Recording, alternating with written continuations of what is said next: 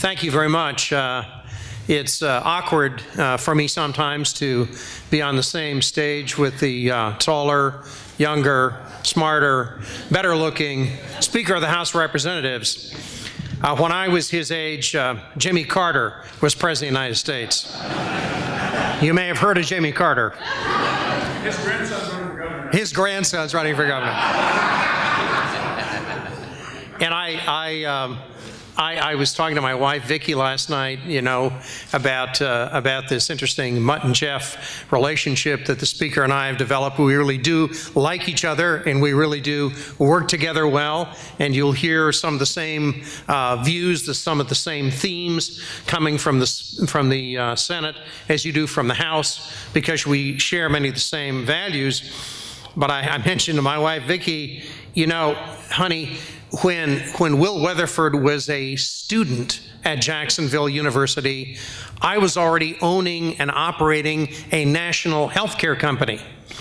And my wife said, yeah, but when he's President of the United States, you'll be eating your dinner through a straw. But I do appreciate the Speaker going first, because that way I get to correct the record. After 6 years as a member of the Senate Committee with jurisdiction over the health care budget, and after 1 year, and now in my second year as President of the Senate, with shared jurisdiction with the Speaker and the Governor over the entire $73 billion budget of Florida, I've learned that there is one incontestable, inflexible rule to which there are absolutely no exceptions. And that rule is that health care will always cost more next year than it costs this year. The number of hospital admissions may go up or down. The acuity of illnesses may vary from year to year or place to place. Coverage may expand or shrink. Fee-for-service may give way to managed care or value-driven pricing, but costs will always go up. Florida's Medicaid program, as the Speaker said, cost taxpayers $14 billion in 2004 and $23 billion this year, up by 2/3 in 10 years. 10 years ago, Medicaid consumed 24% of a much smaller state budget. This year, Medicaid will take over 31% of a far larger state budget. Today, there are 162% as many Floridians dependent on Medicaid as there were in 2004, 162%. Medicaid is growing faster than revenues, faster than the economy on which it feeds, crowding out the state's critical needs, consuming its host. Expand Medicaid. Medicaid is expanding every day. Medicaid is metastatic. In every 3-chair barbershop in the state, in every small or large retail business or bank or manufacturing company, or in this university, if you're a buyer of health care, whether you're public or private, you can count on this. It will never cost you less, and it will always cost you more. So the question is, whether the negotiations are between Speaker Will Weatherford and Senate President Don Gaetz, or between management and workers in a company or a city, or between husband and wife at the kitchen table trying to figure out their budget, the question always is, where will the money come from to pay for the additional cost that health care is forcing us to pay? More for Medicaid in the state budget? Then, as the Speaker said, less for education. More for health benefits at the company or institution where you work? Then less for pay increases. More for health insurance premiums out of your family's income? Then less for housing. And the squeeze is tightening as increases in health care costs outpace the growth of state revenues, outpace company profits, and outpace family income. That is the context of the decision Florida faces as President Obama and even Governor Scott have urged the legislature to expand Obamacare until 1 out of every 4 Floridians is dependent upon Medicaid. until every three of you are paying for your own always increasing health care costs, plus paying for a fourth person, a neighbor, a friend, or somebody you don't even know, covered under Medicaid expansion, or more accurately, as Speaker Weatherford has said, Obamacare expansion that will cost you, the payer, you, the taxpayer, always more and more and more. Here's the decision that faced Speaker Weatherford and I and our 119 House colleagues and 39 fellow senators, including the chairman of the Health Policy Committee in the Florida Senate, Senator Aaron Bean, who represents this area and who's here today. Here's the question that faced us last year, and it will face us this year. The federal government is asking Florida to trust Washington to pay the costs in the beginning if Florida will commit itself to paying an increasing share of the costs forever to expand Obamacare in our state. Governor Scott said yes. The House of Representatives said no. And the Senate said, we'd like to propose an alternative. But before I discuss the Senate's alternative, let's consider the position of the Florida House of Representatives. The Florida House said, in effect, we're sorry, but we don't trust Washington on this one. We don't like being dependent on their promises and stuck with their obligations. We're not sure they will always be able to do what they say they can do. And the critics roared. Who are you, they asked Speaker Weatherford, to not take the federal deal? Who are you? Look at what Florida is missing. Look at all the money. How can you suggest that the federal government won't perform just like they've promised? It's the federal government. How dare you question them? The critics roared. Well, let's see.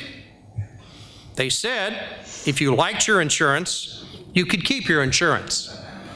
But that's not true. It was never true. They said if you liked your doctor, you could keep your doctor. But that's not true. It was never true. They said they would cover everyone who needed it, and instead, people who had coverage are losing it. The Wall Street Journal reported Friday that nationwide, only 50,000 people have successfully signed up for Obamacare through the federal exchange, and as Speaker Weatherford said, about the same number through the state exchanges. Well, nearly 5 million people are losing the health insurance they themselves chose. 300,000 here in Florida so far.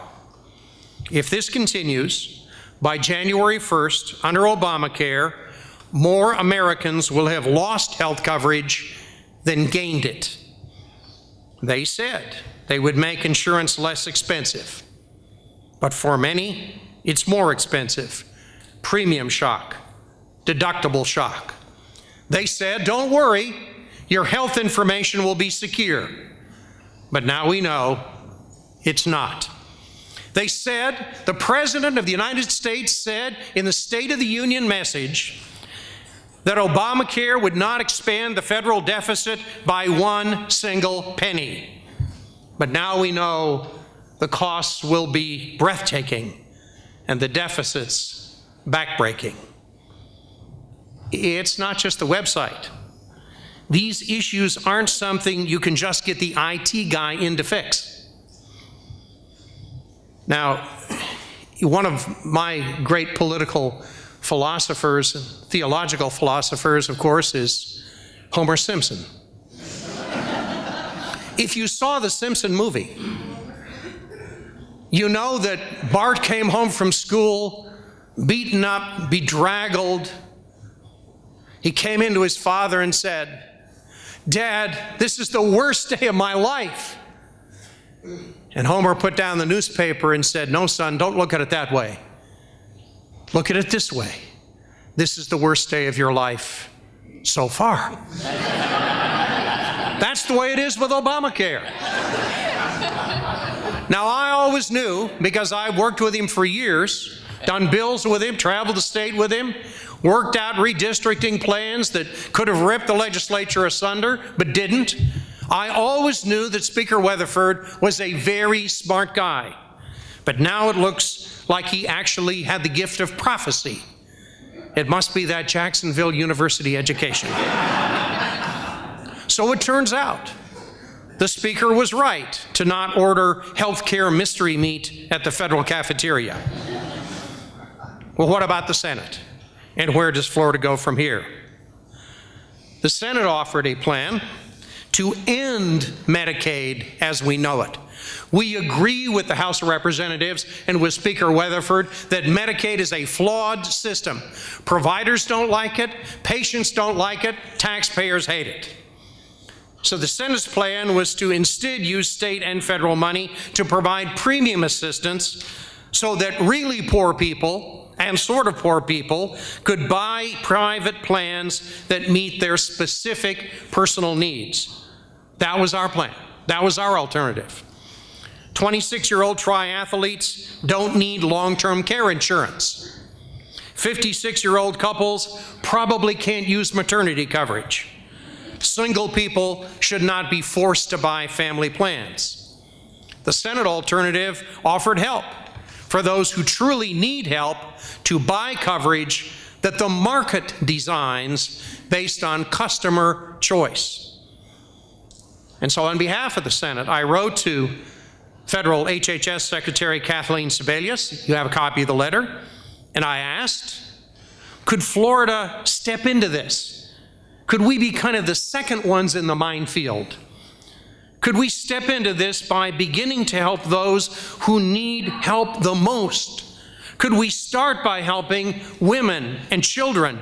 Could we help the poorest first and see how that goes? No, she said. All or nothing.